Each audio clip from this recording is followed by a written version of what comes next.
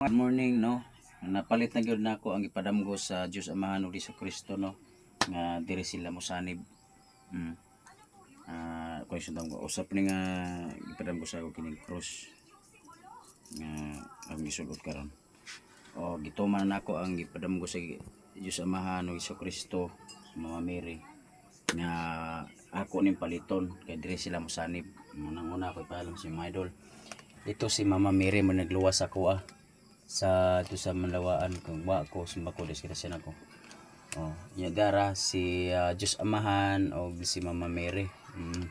Dira si Kristo bata pa siya, no. Kristo bata pa siya diri. Muna yung inahan si Mama Mary o si Diyos Amahan. Anin mga idol, ito na si Kristo mga idol tungod sa atong mga sa dagko na tong sa nagpalansang sa cross para maluwas ang atong sa diskalibutan. Maunay siya mga idol. Dara idol kalaway Jesu Kristo, no, nagpalansang tungod sa atong sa nga maluwas lang. Ug da si Senyor Santo Niño mga idol, no. Senyor Santo Niño mauni ang balaan nga santos. Mauni ang balaan nga santos mga idol na alagad ni kuan.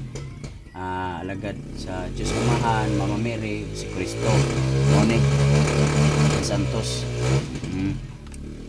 Mone siya, Senyor Santo Niño, Mone, balaan nga Santos, no? Alagad ni na Diyos Amahan, ni si Kristo, Mama Mary.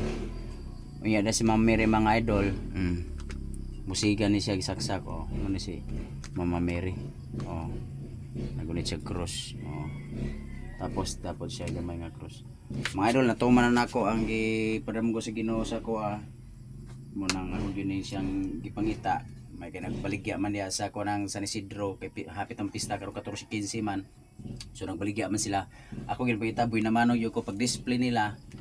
Ning abot tayo ko ako gyud una nakapili mo. Ako gyud natuman ang ilang gipadamgo sa ko gipangayo sa Ginoo. Muto mga idol, dahil ko ng Dios paki-share sa video para ma-inspire at dako mong pagtuo sa Katoliko gud ang pinakaunang reliyon mao gyud simbolo ug mao gyud sudlanan sa mga Diyos Amahan nga atong Ginoo.